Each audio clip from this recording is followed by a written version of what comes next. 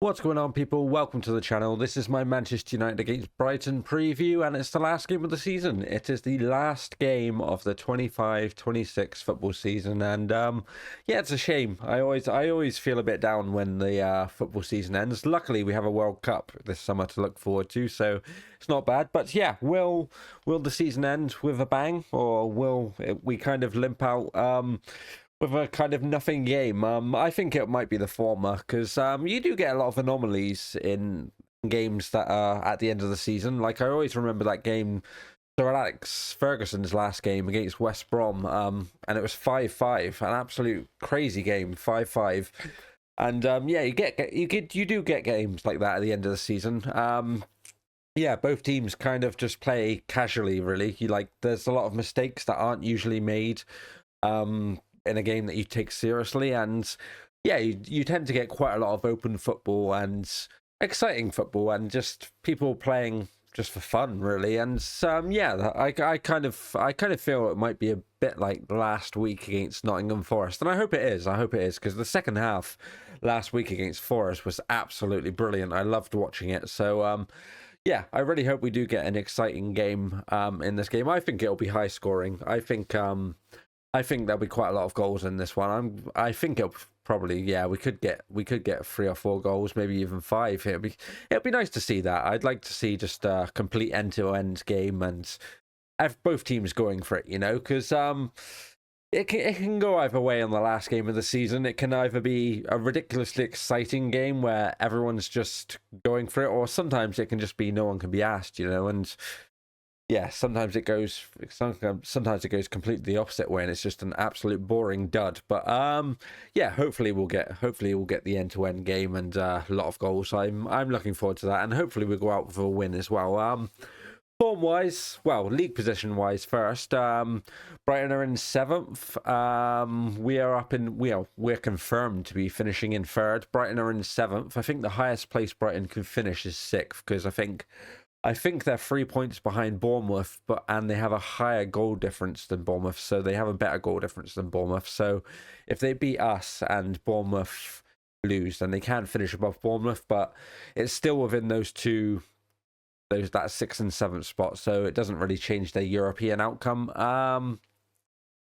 Yeah, we've not really got much to play for in this game. Like I said, we're already confirmed to be finishing 3rd, so this is just kind of like a friendly for us. So yeah, and again, like, it's pretty much the same for Brighton, really. Like I said, they can only really finish one place above, but I guess I'm not sure if they can they drop down. I wonder if they can drop down positions. Oh yeah, they can. They've got Chelsea behind them, so they can drop down to 8th.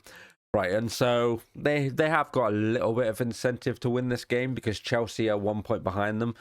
So yeah, they've probably got a bit more to play for in this game than we do.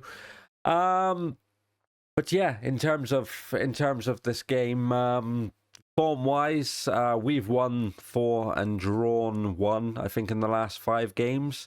And I think Brighton have Brighton have won 3. Oh, they've won 3 and lost 1 and drawn 1. So yeah, they're not in too bad form at the moment. Brighton are going quite well as well.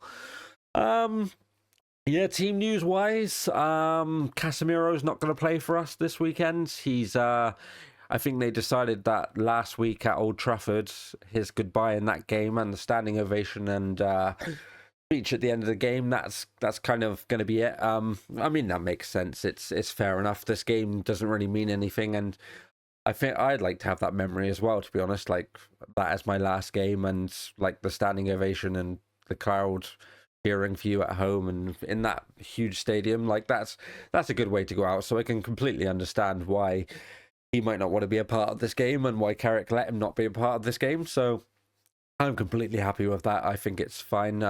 Someone else will just get a run out. Maybe Ugarte.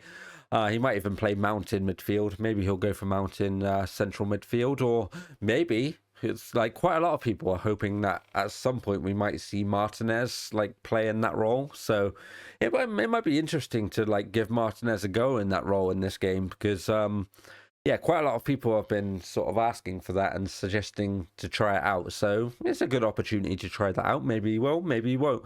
maybe we'll just see one of the other midfielders in there that we've seen before. So yeah, team news wise, it's pretty much as you were for United. They have the same injuries. I think Sesko's going to be out in this game still. De Ligt's out still. So it's pretty much as you were last week in terms of our fitness and who we have available. So it's going to probably be a similar team. Maybe he'll play some more youngsters. Maybe a few youngsters will get more of a run out in this game because it's the last game of the season. Or who knows? You never know. He might just try and play his strongest team because he wants consistency. You know, he might want to keep that winning mentality going and not really slow it down. And you kind of do have to do that in every game. You kind of have to keep that going.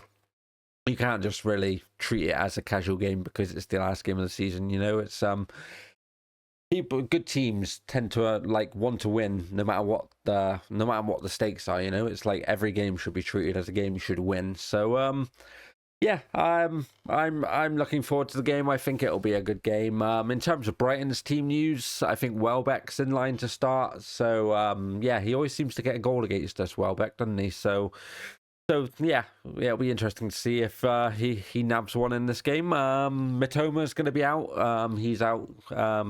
Yeah, he's obviously, well, he's one of their best players. So him being out is quite a big blow for them. But again, the game doesn't really mean much. So it's who's to say he would have started anyway, you know? But yeah, I'm just hoping we get a good game. I really hope we get a fast-paced, frantic game, lots of goals, and I just want to see us put in an attacking performance that's entertaining. I want it to be an entertaining game. So yeah, I think it will be. I think there'll be quite a few goals in this one.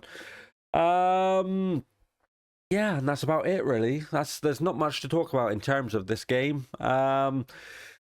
Score predictions, yeah, let's go for a score prediction, shall we? I'm gonna go for a ridiculous score prediction. I think let's go for I'm gonna go 4-2 to Man United, similar to the one that we had previously, actually. I think Amorim, when we played them at home, we beat them. Was it 4-2 that we beat them at home, or was it 3-2?